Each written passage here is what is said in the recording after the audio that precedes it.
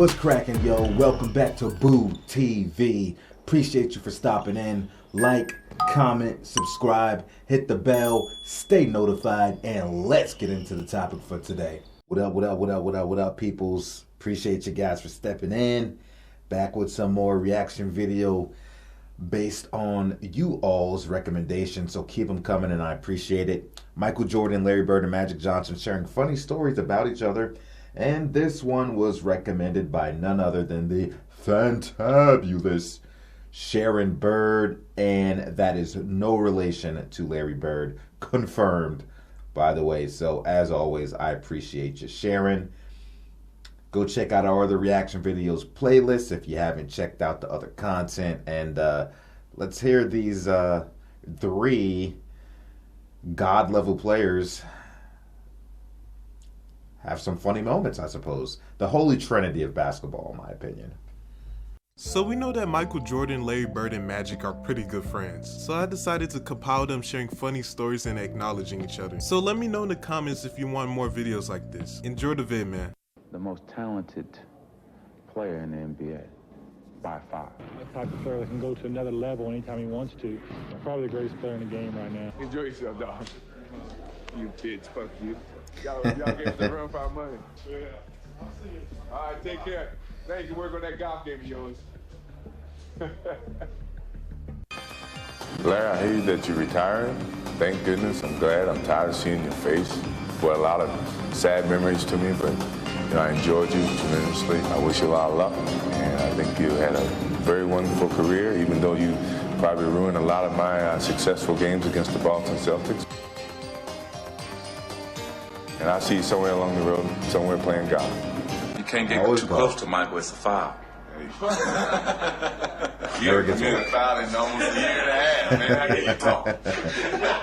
My goodness. I don't think you ever found out of the game. When do you ever found out of the game? When you're on the court with either of those guys, do you ever say, wow, I wish I could do that, or I wish I would have done it that way? Yeah, I'm amazed by certain things that they do, and sometimes it is a sense of trying to imitate one of those players. Or intimidate, too, whatever the case might be, right? But I love playing with those guys because you know they're going to be very competitive. They got hearts just like you. They want the ball when the time is running out. And they're one of the greatest players in the league. And sometimes it's great to play against players like that. And a lot of people compare us, and a lot of people put one above the other, which I don't think is fair to either one of us. But it's fun. I love being around them. This is the East locker room over here. Hold up. You got nothing to do with the West. Hold up. This motherfucker got nothing but his damn Laker colors on. Yeah, like he coached. Now, I'm with the old mother. Oops. Old mother. There ain't many of us here, dog. That's why I come and say what's up to my What's that boy. there? How you been doing, How man? you feeling? Damn. Larry Bird story though. Well, Kevin McHale had just broke the Celtic record, scored 60. And he went up to Kevin and said, you know you're not going to hold that record too long. The next game against the Atlanta Hawks, Larry Bird went out and scored 65 or something like that. I mean, just putting on a show, that's who Larry Bird was. Walked into the All-Star game. All 9 other three-point shooting contestants were already in the locker room. He said, which one of you guys coming in second? That's a bad boy. That's a bad boy. So the hired assassin with the sharp eye is firing it on target today. You see Larry finishing off. Look at that smooth rhythm. The shot, one step back, pick it up, the shot. Back and forth. He is Throw like the a finger machine. up. Throw the finger up. Are almost like a machine. He took off his top yet. I didn't see when he took off his top. It's changed. So I went over there, tapped him on the shoulder, and said, hey, man, if you don't turn into Air Jordan, we're going to blow you out today. Jimmy, his eyes got big. Usually that tongue come about right here, now it's way out. He broke the huddle, he hit a 3, and he's looking at me. So he came down again, hit another 3. Tell me this, 3 of our friends went into the Hall of Fame this year. So if I said Michael Jordan, what would you say? I think unbelievable. I mean, I mean, I can tell you some things that happened in the games against us. One time I turned, I jumped, and he still went. His knees almost hit me in the chin. And that's when I realized that this guy's pretty special for his jumping ability, but cat quick. He closed down a pass lane as fast as anybody ever seen, and just a phenomenal player. Hey, Michael. I'm loving it, though. Would you like to have some of his ass today? Hey, you know I'll be coming at his ass. Just like I used to come at both of y'all. He'll laugh and smile with you, just like he did and shoot around with me. He'll smile, hug me. You know, what's up, my boy? Yeah. He trying to soften you up. He gonna kill you. See, then he gonna smile and laugh with you after the game. See, Michael is like that. That's why you almost can't beat him. And Danny knows. See, he'll smile with you. See, he'll smile with Charles, and then he'll go kill him. And Charles will be like, he'd be still smiling. Yeah, Michael. Okay, I'll see you in a minute, Charles. Let me dunk one. Oh, what'd you say, Charles? Let me dunk it on. Oh, yeah, Charles. Hey, yeah. See, that's how Michael is. So you got to watch Michael. That's why I didn't want him to touch me today. Get back. I'm not your friend till after the game is over. See, because I know him. And Larry Bird is a straight shooter.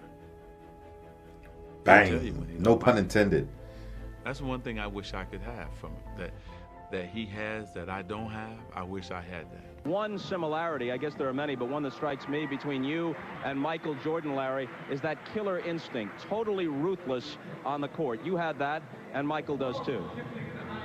Well, that's awful nice, Bob, comparing me to Michael Jordan. I think that anytime you have a team down, you got to go ahead and put them away. When you saw the documentary, did you have the same feelings, or was it just, oh yeah, that's us, that's what we did? Yeah, they did a great job of capturing our feelings and how we feel about one another, but it's really all about the competition. I mean, even today, if we could do something to compete against one another, I'd still like to do that. Yeah.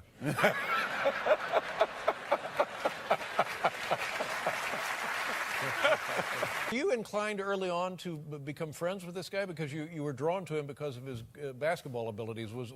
Did you want to be friends with him from the beginning? From the beginning, I wanted to be friends, but Larry didn't want none of that. You know, and so, you know, and so I said, okay, if that's how it's going to be, then we have to be like that. Then, That's right. So I started disliking him too. Then, you know,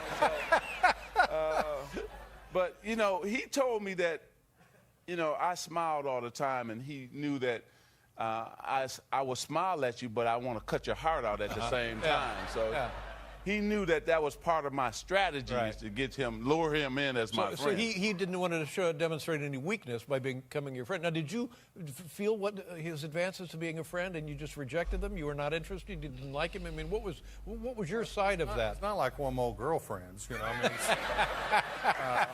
mean, when you say advances, I get a little scared. But you know, my thing was when you compete, you're really not friends. You want to keep an edge. And I was like that through high school and through college. But Irvin is an outgoing guy. He loves everybody. He wants to high five. And, you know, he got that big smile. My goal was to try to take 3 of them teeth home with me. That's 2 different perspectives. Larry, were you able to intimidate Michael Jordan at all early in his career? I don't know.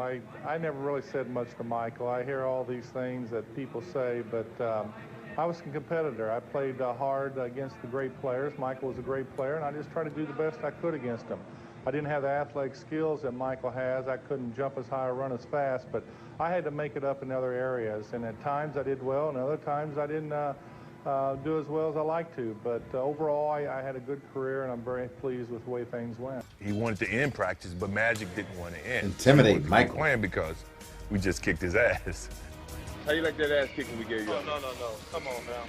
Well, y'all got the first quarter practice. Separated me from Larry Bird and Magic Johnson was, you know, they had championships to back their individual accolades. So, I mean, that drove me more so than anything to get into that elite club. What you live for, to play Michael Jordan in the finals. And then it even made it bigger when, you know, I had my T-shirt company, and I had a license to sell Michael Jordan T-shirts in the finals, and he didn't like that at all. Michael, before that, wasn't the dominant Michael before. When he got to the finals, he became the dominant force and the world's best player. Because during that finals, he made everybody come up to the same level as him, and he made his teammates better. You can start to say the words, folks, the world champion Chicago Bulls. Great privilege and proud to play against a guy who's had the most success in the 80s. I think it was a passing of the torch of the eras. I'm just happy, and I was happy to pass the torch to Michael, because I knew that I was passing it to somebody who was great. So you never be sad, because you had your turn. You know, when Dr. J passed it to Larry and myself, we did our thing. We had fun playing, we had fun winning, and here comes another guy named Michael Jordan, who was just like us, who had fun playing the game, loved to compete, loved to win, but also was somebody who was special. And passing of the torch, you could only pass it to another special guy, and this guy was special. Good job, Steve. Larry and I were talking, and Michael walks in, and he says, "There's a new sheriff in town." I had seen most of those clips and heard most of those before, but it's always a good time to, you know, revisit them and look at the lightheartedness that some of these players have amongst themselves. Like I said, Bird, Magic, Mike, that's the holy trinity of basketball. Now, I'm not in terms of ranking per se, but just everything, you know, what they did for the game, especially how their paths intersected in their careers from the 80s going into the 90s. It's just it's those three, man. Magic, Mike, and Bird. It's the holy trinity of basketball. In my opinion, the golden age of basketball, the 80s and the 90s, in my personal opinion, that's that for me. That I think that's the golden age of basketball. No question about it. And I like the fact that all three of them, they feel like brothers, man. Like, you could sit Mike, Larry, and Magic in a room, and you could just sit there as a fly on the wall and observe, and you'll have the best time of your life watching these three guys interact with each other and talk shit to each other. Extremely hyper-competitive, but have an endearing love for one another and respect for one another. Loved competing against each other. Furious, rage out on the court. But can sit back, throw some beers back, and laugh and talk about the good old times. Or just talk about golf. You know what I mean? It's always golf with Mike. I see you somewhere down the line. We're going to golf soon. Yo, son. Seriously, if I could get these, if Larry, Magic, Mike, if any of you guys are watching this video, let's arrange something. Y'all three get together, invite me, and we can even stream it. We can record it. And I just want to hear y'all just talk about whatever. Just no script. Just have some beers, some popcorn, relax, and just talk. Because I think I will be highly entertained throughout the whole goddamn.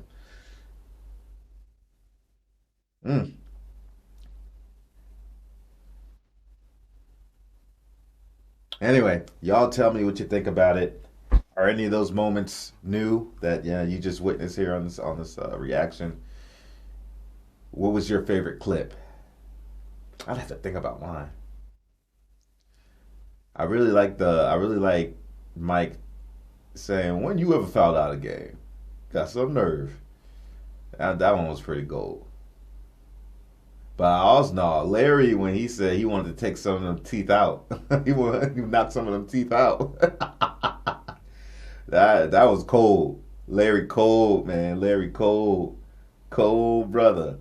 Like, comment, subscribe, hit the bell, stay notified. I'll catch you on the next one. We out, baby.